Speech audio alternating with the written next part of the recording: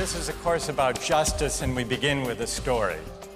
Suppose you're the driver of a trolley car, and your trolley car is hurtling down the track at 60 miles an hour, and at the end of the track, you notice 5 workers working on the track. You try to stop, but you can't. Your brakes don't work. You feel desperate because you know that if you crash into these 5 workers, they will all die. Let's assume you know that for sure. And so you feel helpless until you notice that there is, off to the right, a side track. And at the end of that track, there's one worker working on the track. Your steering wheel works, so you can turn the trolley car, if you want to, onto the side track, killing the one, but sparing the 5. Here's our first question. What's the right thing to do? What would you do? Let's take a poll. How many would turn the trolley car onto the side track? Raise your hands. How many wouldn't? How many would go straight ahead? Keep your hands up, those of you who would go straight ahead. A handful of people would. The vast majority would turn. Let's hear first. Now we need to begin to investigate the reasons why you think it's the right thing to do. Let's begin with those in the majority who would turn to go onto the side track. Why would you do it? What would be your reason? Who's willing to volunteer a reason? Go ahead, stand up. Because it can't be right to kill 5 people when you can only kill 1 person instead. It wouldn't be right to kill 5 if you could kill 1 person instead. That's a good reason. That's a good reason. Who else? Does everybody agree with that reason? Go ahead. Well, I was thinking it was the same reason on 9/11. We regard the people who flew the plane into the Pennsylvania field as heroes because they chose to kill the people in the plane and not kill more people in big buildings. So the principle there was the same on 9/11. It's a tragic circumstance, but better to kill 1 and so that 5 can live? Is that the reason most of you had, those of you who would turn? Yes? Let's hear now from those in the minority, those who wouldn't turn. Yes? Well, I think that's the same type of mentality that justifies genocide and totalitarianism. In order to save one type of race, you wipe out the other. So what would you do in this case? You would, to avoid the horrors of genocide, you would crash into the 5 and kill them? Presumably, yes. You? Yeah. Okay, who else? That's a brave answer. Thank you. Let's consider another trolley car case and see whether those of you in the majority want to adhere to the principle, better that 1 should die so that 5 should live. This time you're not the driver of the trolley car, you're an onlooker. You're standing on a bridge overlooking a trolley car track. And down the track comes a trolley car. At the end of the track are 5 workers. The brakes don't work. The trolley car is about to careen into the 5 and kill them. And now, you're not the driver. You really feel helpless until you notice, standing next to you, leaning over the bridge, is a very fat man. And you could give him a shove. He would fall over the bridge, onto the track, right in the way of the trolley car. He would die, but he would spare the 5. Now, how many would push the fat man over the bridge? Raise your hand. How many wouldn't?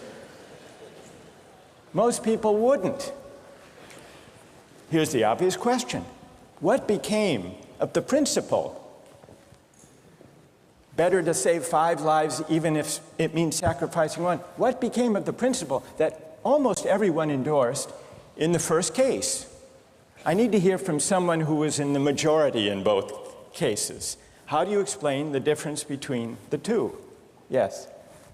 The second one, I guess, involves an active choice of pushing the person down, which I guess that person himself would otherwise not have been involved in this situation at all. And so to choose on his behalf, I guess, to involve him in something that he otherwise would have escaped is, I guess, more than what you have in the first case, where the 3 parties, the driver and the 2 sets of workers, are already, I guess, in the situation. But the guy working, the one on the track off to the side, he didn't choose to sacrifice his life any more than the fat man did he?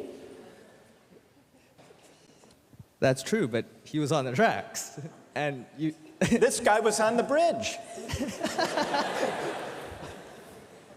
Go ahead, you can come back if you want. All right, it's a hard question. All right, you did well. You did very well. It's a hard question.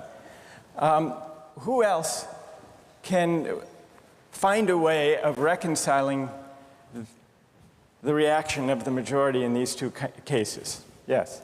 Well, I guess in the first case, where you have the 1 worker and the 5, it's choice between those 2, and you have to make a certain choice, and people are going to die because of the trolley car, not necessarily because of your direct actions. The trolley car is a runaway thing, and you're making a split-second choice, whereas pushing the fat man over is an actual act of murder on your part. You have control over that, whereas you may not have control over the trolley car. So I think it's a slightly different situation. All right, who has a reply? No, that's good. Who has a way? Who wants to reply? Is that a way out of this? I don't think that's a very good reason, because you choose to, it's either way you have to choose who dies, because you either choose to turn and kill the person, which is an active conscious thought to turn, or you choose to push the fat man over, which is also an active conscious action. So either way you're making a choice. Do you want to reply? Well, I'm not really sure that that's the case. It just still seems kind of different, the act of actually pushing someone over onto the tracks and killing him. You are actually killing him yourself. You're pushing him with your own hands. You're pushing him. And that's Right. different than steering something that is going to cause death into another. You know, it doesn't good. really sound right saying it now. No, it's good. But I'm up here. It's good. What's your name? Andrew. Andrew. Let me ask you this question, Andrew. Yes. Suppose standing on the bridge next to the fat man, I didn't have to push him. Suppose he were standing over a trap door that I could open by turning a steering wheel like that.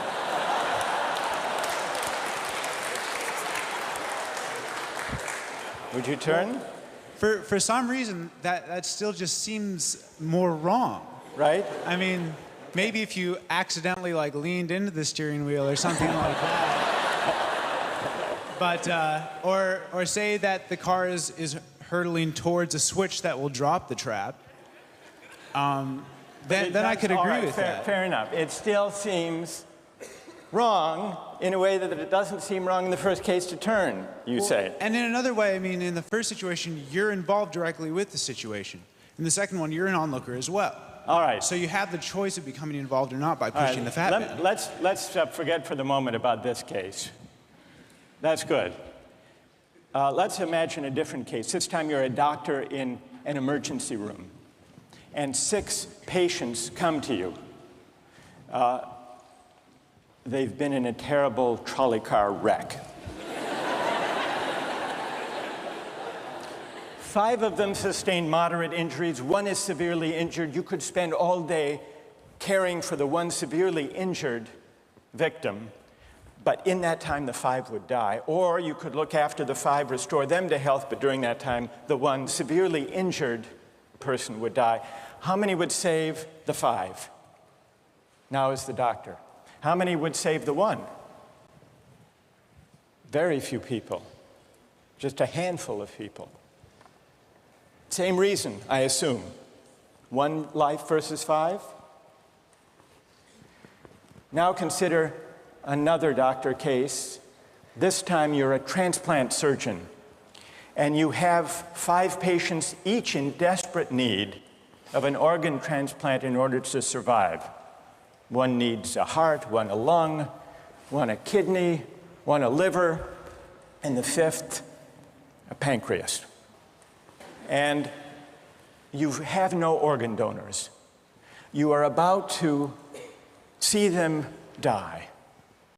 And then it occurs to you that in the next room, there's a healthy guy who came in for a checkup. And he's... You like that? And he's taking a nap. You could go in very quietly, yank out the 5 organs, that person would die, but you could save the 5. How many would do it? Anyone? How many? Put your hands up if you would do it.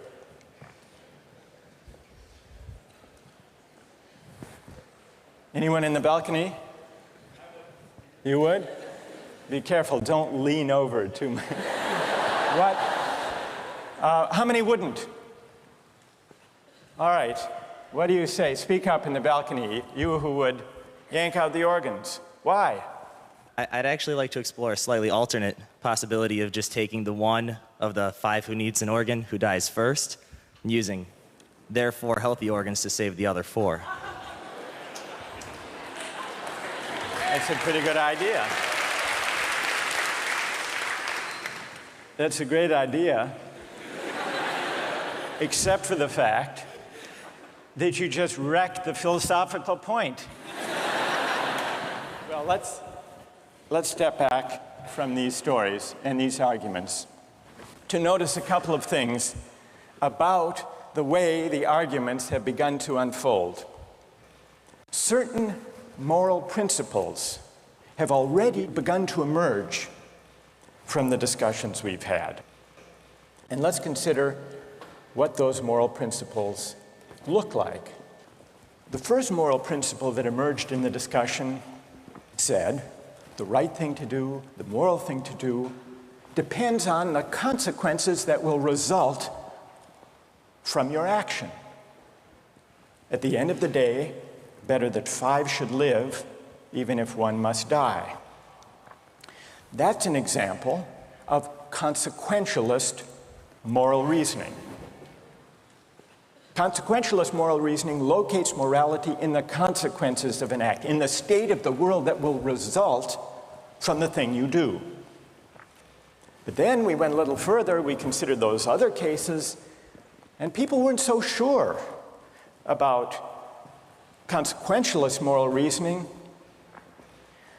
When people hesitated to push the fat man over the bridge or to yank out the organs of the innocent patient, people gestured toward reasons having to do with the intrinsic quality of the act itself, consequences be what they may.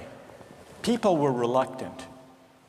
People thought it was just wrong, categorically wrong, to kill a person, an innocent person, even for the sake of saving 5 lives. At least people thought that in the second version of each story we considered.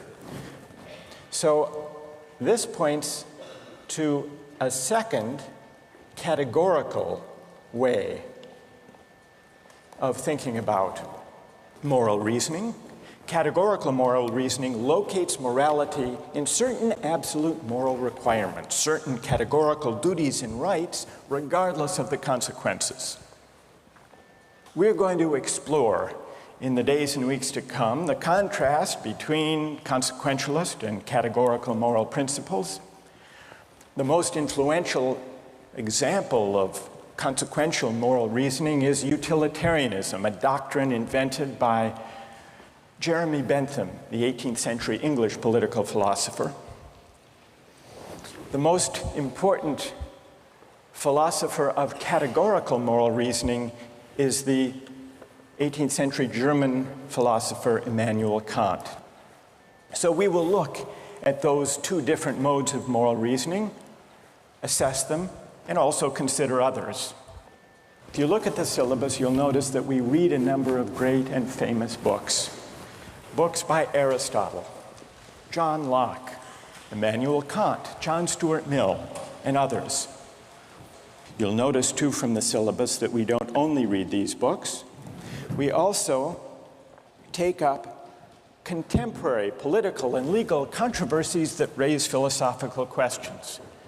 We will debate equality and inequality, affirmative action, free speech versus hate speech, same-sex marriage, military conscription, a range of practical questions. Why? Not just to enliven these abstract and distant books, but to make clear, to bring out what's at stake in our everyday lives, including our political lives,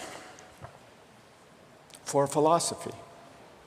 And so we will read these books, and we will debate these issues, and we'll see how each informs and illuminates the other. This may sound appealing enough, but here I have to issue a warning. And the warning is this: to read these books in this way, as an exercise in self-knowledge, to read them in this way carries certain risks. Risks that are both personal and political. Risks that every student of political philosophy has known. These risks spring from the fact that philosophy teaches us and unsettles us by confronting us with what we already know. There's an irony. The difficulty of this course consists in the fact that it teaches what you already know. It works by taking what we know from familiar, unquestioned settings and making it strange. That's how those examples worked. The hypotheticals with which we began, with their mix of playfulness and sobriety. It's also how these philosophical books work. Philosophy estranges us from the familiar, not by supplying new information, but by inviting and provoking a new way of seeing. But, and here's the risk, once the familiar turns strange, it's never quite the same again. Self-knowledge is like lost innocence. However unsettling you find it, it can never be unthought or unknown. What makes this enterprise difficult, but also riveting, is that moral and political philosophy is a story, and you don't know where the story will lead, but what you do know is that the story is about you. Those are the personal risks. Now, what of the political risks? One way of introducing a course like this would be to promise you that by reading these books and debating these issues, you will become a better, more responsible citizen. You will examine the presuppositions of public policy. You will hone your political judgment. You will become a more effective participant in public affairs. But this would be a partial and misleading promise. Political philosophy, for the most part, hasn't worked that way. You have to allow for the possibility that political philosophy may make you a worse citizen rather than a better one, or at least a worse citizen before it makes you a better one. And that's because philosophy is a distancing, even debilitating activity. And you see this going back to Socrates. There's a dialogue, the Gorgias, in which one of Socrates' friends, Callicles, tries to talk him out of philosophizing. Callicles tells Socrates, philosophy is a pretty toy if one indulges in it with moderation at the right time of life. But if one pursues it further than one should, it is absolute ruin. Take my advice, Callicles says. Abandon argument. Learn the accomplishments of active life. Take for your models not those people who spend their time on these petty quibbles, but those who have a good livelihood and reputation and many other blessings. So Callicles is really saying to Socrates, quit philosophizing, get real, go to business school. And Callicles did have a point. He had a point because philosophy distances us from conventions, from established assumptions, and from settled beliefs. Those are the risks, personal and political. And in the face of these risks, there is a characteristic evasion. The name of the evasion is skepticism. It's the idea, well, it goes something like this. We didn't resolve once and for all either the cases or the principles we were arguing when we began. And if Aristotle and Locke and Kant and Mill haven't solved these questions after all of these years, who are we to think that we here in Sanders Theater over the course of a semester can resolve them? And so maybe it's just a matter of each person having his or her own principles and there's nothing more to be said about it. No way of reasoning. That's the evasion of skepticism, to which I would offer the following reply. It's true, these questions have been debated for a very long time. But the very fact that they have recurred and persisted may suggest that though they're impossible in one sense, they're unavoidable in another. And the reason they're unavoidable, the reason they're inescapable, is that we live some answer to these questions every day. So skepticism, just throwing up your hands and giving up on moral reflection, is no solution. Immanuel Kant described very well the problem with skepticism when he wrote, "Skepticism is a resting place for human reason, where it can reflect upon its dogmatic wanderings, but it is no dwelling place for permanent settlement. Simply to acquiesce in skepticism," Kant wrote, "can never suffice to overcome the restlessness of reason." I've tried to suggest through these stories and these arguments some sense of the risks and temptations, of the perils and the possibilities. I would simply conclude by saying that the aim of this course is to awaken the restlessness of reason and to see where it might lead. Thank you very much.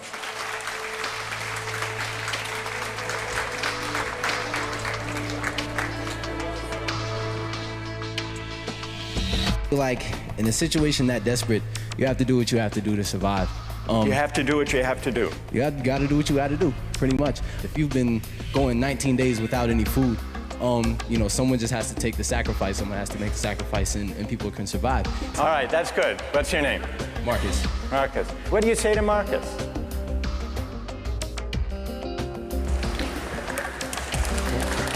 Last time, we started out last time with some stories, with some moral dilemmas about trolley cars and about doctors and healthy patients vulnerable to being victims of organ transplantation. We noticed two things about the arguments we had. One had to do with the way we were arguing. We began with our judgments in particular cases. We tried to articulate the reasons or the principles lying behind our judgments. And then, confronted with a new case, we found ourselves re-examining those principles, revising each in the light of the other. And we noticed the built-in pressure to try to bring into alignment our judgments about particular cases and the principles we would endorse on reflection. We also noticed something about the substance of the arguments that emerged from the discussion. We noticed that sometimes we were tempted to locate the morality of an act in the consequences, in the results, in the state of the world that it brought about.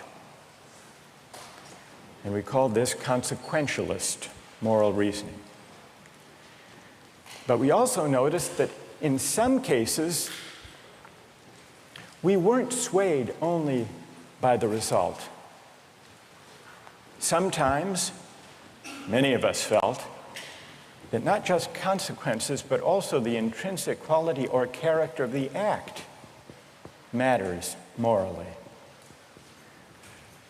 Some people argued that there are certain things that are just categorically wrong, even if they bring about a good result, even if they save 5 people at the cost of 1 life. So we contrasted consequentialist moral principles with categorical ones. Today, and in the next few days, we will begin to examine one of the most influential versions of consequentialist moral theory, and that's the philosophy of utilitarianism. Jeremy Bentham, the 18th century English political philosopher, gave the first clear systematic expression to the utilitarian moral theory. And Bentham's idea, his essential idea, is a very simple one, with a lot of morally intuitive appeal. Bentham's idea is the following: the right thing to do, the just thing to do, is to maximize utility. What did he mean by utility? He meant by utility the balance of pleasure over pain, happiness over suffering. Here's how he arrived at the principle of maximizing utility. He started out by observing that all of us, all human beings, are governed by 2 sovereign masters, pain and pleasure. We human beings like pleasure and dislike pain. And so we should base morality, whether we're thinking about what to do in our own lives, or whether as legislators or citizens we're thinking about what the laws should be. The right thing to do individually or collectively is to maximize, act in a way that maximizes the overall level of happiness. Bentham's utilitarianism is sometimes summed up with the slogan, "the greatest good for the greatest number." With this basic principle of utility on hand, let's begin to test it and to examine it by turning to another case, another story, but this time not a hypothetical story, a real-life story, the case of the Queen versus Dudley and Stevens. This was a 19th century British law case that's famous and much debated in law schools. Here's what happened in the case. I'll summarize the story, then I want to hear how you would rule, imagining that you're the jury. A newspaper account of the time described the background. A sadder story of disaster at sea was never told than that of the survivors of the yacht Mignonette. The ship foundered in the South Atlantic, 1,300 miles from the Cape. There were 4 in the crew. Dudley was the captain. Stevens was the first mate. Brooks was a sailor. All men of excellent character, or so the newspaper account tells us. The fourth crew member was the cabin boy, Richard Parker, 17 years old. He was an orphan. He had no family. And he was on his first long voyage at sea. He went, the news account tells us, rather against the advice of his friends. He went in the hopefulness of youthful ambition, thinking the journey would make a man of him. Sadly, it was not to be. The facts of the case were not in dispute. A wave hit the ship, and the mignonette went down. The four crew members escaped to a lifeboat. The only food they had were 2 cans of preserved turnips, no fresh water. For the first 3 days, they ate nothing. On the 4th day, they opened one of the cans of turnips and ate it. The next day, they caught a turtle. Together with the other can of turnips, the turtle enabled them to subsist for the next few days, and then for 8 days, they had nothing. No food, no water. Imagine yourself in a situation like that. What would you do? Here's what they did. By now, the cabin boy, Parker, is lying at the bottom of the lifeboat in the corner because he had drunk seawater against the advice of the others, and he had become ill, and he appeared to be dying. So on the 19th day, Dudley, the captain, suggested that they should all have a lottery, that they should draw lots to see who would die to save the rest. Brooks refused. He didn't like the lottery idea. We don't know whether this was because he didn't want to take the chance or because he believed in categorical moral principles. But in any case, no lots were drawn. The next day, there was still no ship in sight, so Dudley told Brooks to avert his gaze, and he motioned to Stevens that the boy Parker had better be killed. Dudley offered a prayer. He told the boy his time had come, and he killed him with a penknife, stabbing him in the jugular vein. Brooks emerged from his conscientious objection to share in the gruesome bounty. For 4 days, the 3 of them fed on the body and blood of the cabin boy. True story. And then they were rescued. Dudley describes their rescue in his diary with staggering euphemism, quote, "On the 24th day, as we were having our breakfast, a ship appeared at last. The 3 survivors were picked up by a German ship. They were taken back to Falmouth in England, where they were arrested and tried. Brooks turned state's witness. Dudley and Stevens went to trial. They didn't dispute the facts. They claimed they had acted out of necessity. That was their defense. They argued, in effect, better that one should die so that 3 could survive. The prosecutor wasn't swayed by that argument.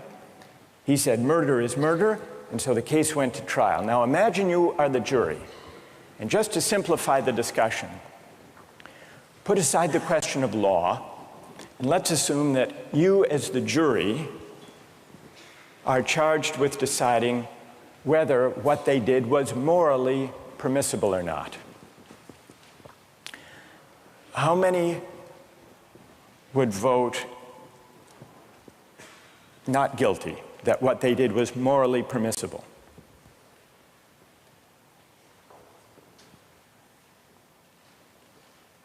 And how many would vote guilty, what they did was morally wrong? A pretty sizable majority. Now let's see what people's reasons are, and let me begin with those who are in the minority. Let's hear first from the defense of Dudley and Stevens. Why would you morally exonerate them? What are your reasons? Yes? I think it is morally reprehensible, but I think that there's a distinction between what's morally reprehensible and what makes someone legally accountable. In other words, you know, as the judge said, what's always moral isn't necessarily against the law. And while I don't think that necessity justifies theft or murder or any illegal act, at some point your degree of necessity does in fact exonerate you from any guilt. Okay, good. Other defenders, other voices for the defense, moral justifications for what they did. Yes? All right, thank you. I just feel like in a situation that desperate, you have to do what you have to do to survive. You have to do what you have to do. You got to do what you got to do, pretty much. If you've been going 19 days without any food, you know, someone just has to take the sacrifice, someone has to make the sacrifice, and people can survive. Right. And furthermore, from that, let's say they survive and then they become productive members of society who go home and start like a million charity organizations and this and that and this and that. I mean, they benefit everybody in the end. Yeah. So, I mean, I don't know what they did afterwards. They might have gone and like, I don't know, kill more people, whatever, but. What? What if they went home and they turned out to be assassins? What if they went gone home and turned out to be assassins? Well, you'd want to know who they assassinated. That's true, too. That's fair. That's fair. Okay. I want to know who they assassinated. All right, that's good. What's your name? Marcus. Marcus. All right. We've heard a defense, a couple of voices for the defense. Now we need to hear from the prosecution. Most people think what they did was wrong. Why? Yes.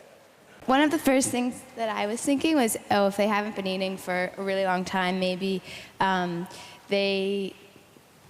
mentally like affected, and so then that could be used as a defense, a possible argument that, oh, they weren't in the proper state of mind, they weren't making decisions they might otherwise be making.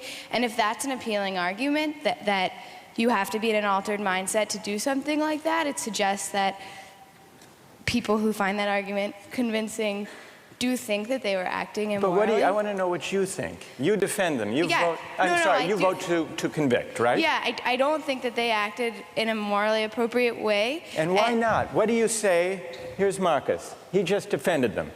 He said, you heard what he said. Yes. Yes. That you've got to do what you've got to do in a case like that. Yeah. What do you say to Marcus?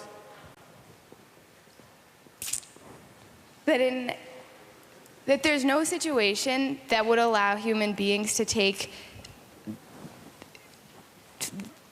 the idea of fate or that the other people's lives in their own hands, that we don't have that kind of power. Good. Okay. Thank you. And what's your name? Britt. Britt? Yes. Okay. Who else? What do you say? Stand up. I'm wondering if Dudley and Stephen had asked for Richard Parker's consent in, dying, if that would that exonerate them from an act of murder? And if so, is that still morally justifiable? That's interesting. All right, consent. Wait, hang on. What's your name? Kathleen. Kathleen says, suppose they had asked, what would that scenario look like? So in the story, Dudley is there, penknife in hand, but instead of the prayer, or before the prayer, he says, Parker, would you mind? We're desperately hungry, as Marcus empathizes with. We're desperately hungry. You're not going to last long anyhow. Yeah. You can be a martyr. Would you be a martyr? Yeah. How about it, Parker?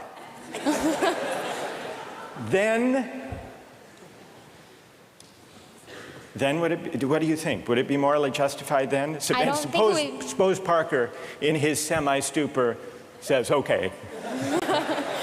I don't think it would be morally justifiable, but I'm wondering even then it wouldn't be. No. You don't think that even with consent, it would be morally justified. Are there people who think, who want to take up Kathleen's consent idea and who think that that would make it morally justified? Raise your hand if it would, if you think it would. That's very interesting. Why would consent make a moral difference? Why would it? Yes. Well, I just think that if he was making his own original idea and it was his idea to start with, then that would be the only situation in which I would see it being appropriate in any way, because that way you couldn't make the argument that he was pressured, it's 3-to-1 or whatever the ratio was. Right. And I think that if he was making a decision to give his life, then he took on the agency to sacrifice himself, which some people might see as admirable, and other people might disagree with that decision. So if he came up with the idea, that's the only kind of consent we could have confidence in morally, then it would be okay. Otherwise, it would be kind of coerced consent under the circumstances, you think. Is there anyone who thinks that even the consent of Parker would not justify their killing him? Who thinks that? Yes, tell us why. Stand up. I think that Parker would be killed with the hope that the other crew members would be rescued. So there's no definite reason that he should be killed because you don't know when they're going to get rescued. So if you kill him, it's killing him in vain. Do you keep killing a crew member until you're rescued and then you're left with no one? Because someone's going to die eventually. Well, the moral logic of the situation seems to be that they would keep on picking off the weakest, maybe, one by one, until they were rescued. And in this case, luckily, they were rescued when 3 at least were still alive. Now, if Parker did give his consent, would it be all right, do you think, or not? No. No. It still wouldn't be right. And tell us why it wouldn't be all right. First of all, cannibalism, I believe, is morally incorrect. So you shouldn't be eating a human anyway.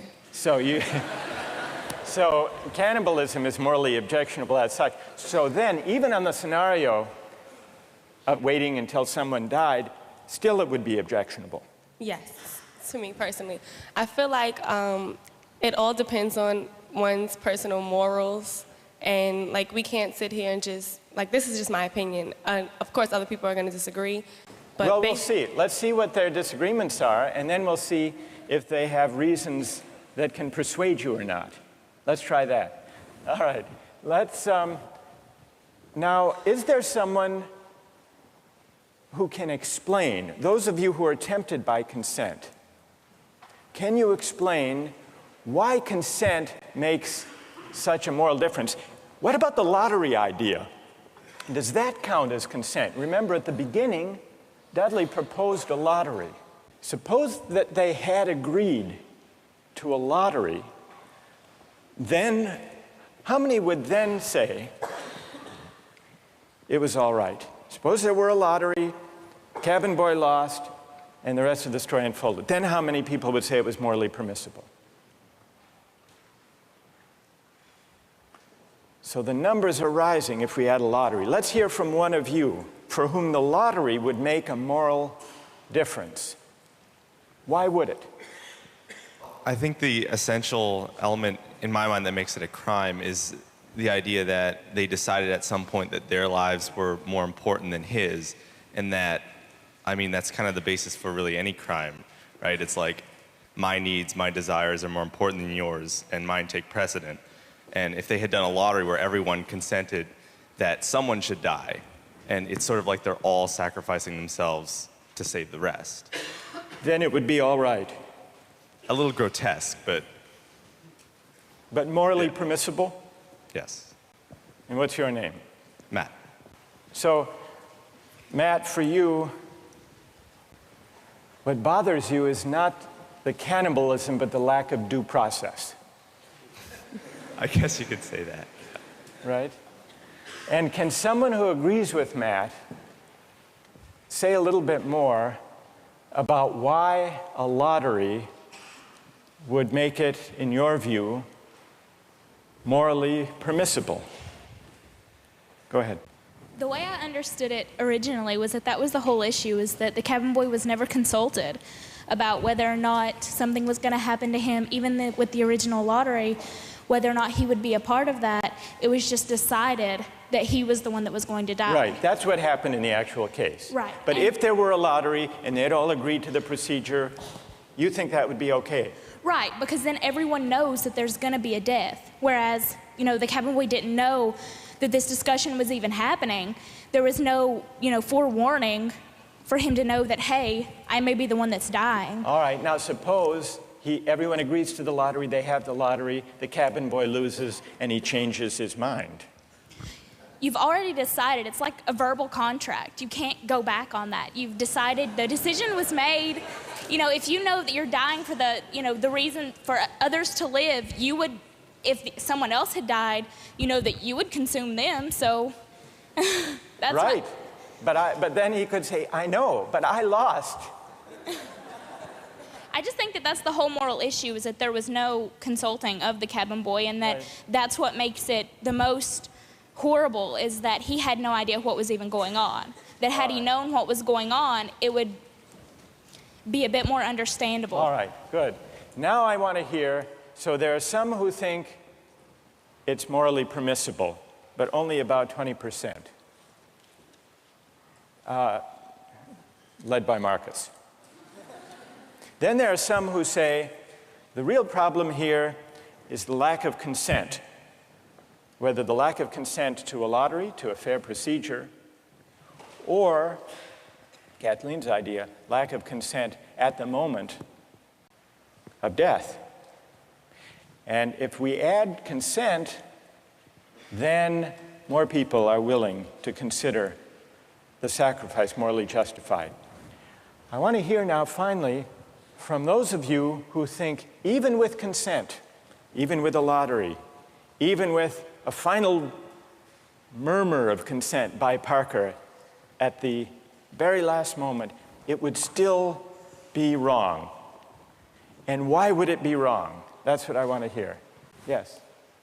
Well, the whole time I've been leaning all towards the categorical moral reasoning, and I think that there's a possibility I'd be okay with the idea of a lottery and then the loser taking it into their own hands to kill themselves, so that there wouldn't be, an act of murder. But I still think that even that way it's coerced, and also I don't think that there's any remorse. Like in Dudley's diary, we were eating our breakfast. It seems as though he's just sort of like, the whole idea of not valuing someone else's life.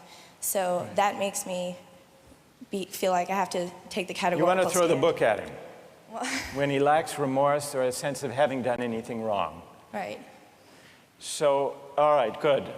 Any other defenders of who say it's just categorically wrong, with or without consent? Yes, stand up. Why? I think undoubtedly the way our society is shaped, murder is murder. Murder is murder in every way, and our society looks at murder down on it in the same light, and I don't think it's any different in any case. Good. Let me ask you a question. There were 3 lives at stake versus 1. Okay. The cabin boy, he had no family, he had no dependents. These other 3 had families back home in England, they had dependents, they had wives and children. Think back to Bentham. Bentham says we have to consider the welfare, the utility, the happiness of everybody. We have to add it all up. So it's not just numbers 3 against 1. It's also all of those people at home. In fact, the London newspaper at the time and popular opinion sympathized with them, Dudley and Stevens. And the paper said if they weren't motivated by affection and concern for their loved ones at home and their dependents, surely they wouldn't have done this. Yeah, and how is that any different from people on the corner trying to have the same desire to feed their family? I don't think it's any different. I think in any case, if I'm murdering you to advance my status, that's murder, and I think that we should look at that all in the same light instead of criminalizing certain activities and making certain things seem more violent and savage, when in the same case, it's all the same. It's all the same act and mentality that goes into murder, necessity to feed your family. So suppose it weren't 3, suppose it were 30, 300. 1 life to save 300. Or in wartime, 3,000. Okay. Suppose the stakes are even bigger. Suppose the stakes are even bigger.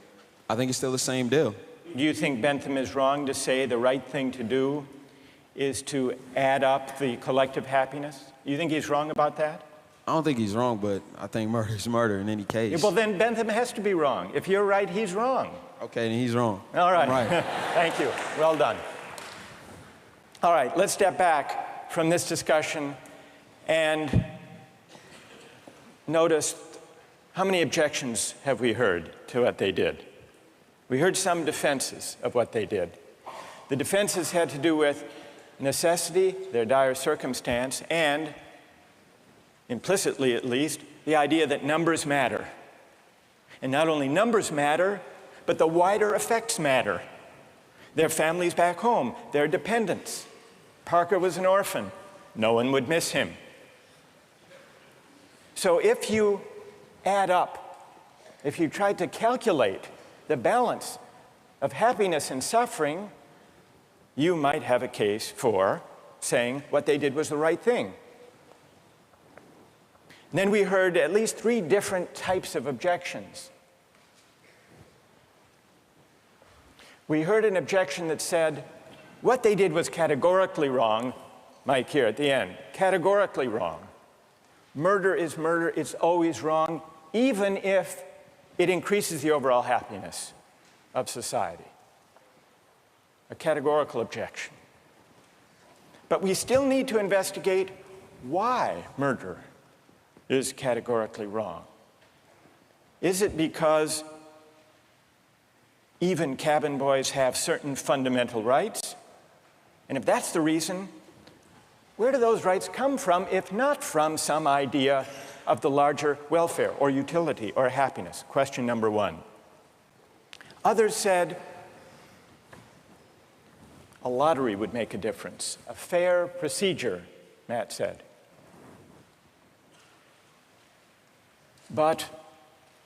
And some people were swayed by that. That's not a categorical objection exactly. It's saying everybody has to be counted as an equal, even though at the end of the day, one can be sacrificed for the general welfare. That leaves us with another question to investigate. Why does agreement to a certain procedure, even a fair procedure, justify whatever result flows from the operation of that procedure? Question number 2. And question number 3, the basic idea of consent. Kathleen got us onto this. If the cabin boy had agreed himself, and not under duress, as was added, then it would be all right to take his life to save the rest. And even more people signed on to that idea. But that raises a third philosophical question. What is the moral work that consent does? Why does an act of consent make such a moral difference that an act that would be wrong, taking a life without consent, is morally permissible with consent? To investigate those 3 questions, we're going to have to read some philosophers. And starting next time, we're going to read Bentham and John Stuart Mill, utilitarian philosophers. Don't miss the chance to interact online with other viewers of Justice. Join the conversation, take a pop quiz, watch lectures you've missed, and learn a lot more. Visit justiceharvard.org. It's the right thing to do.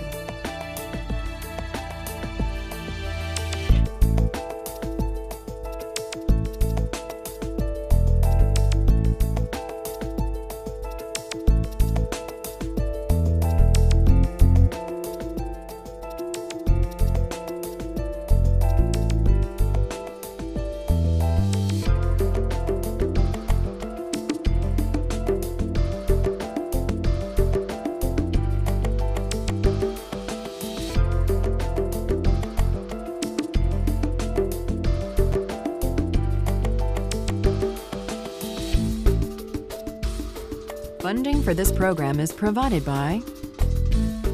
Additional funding provided by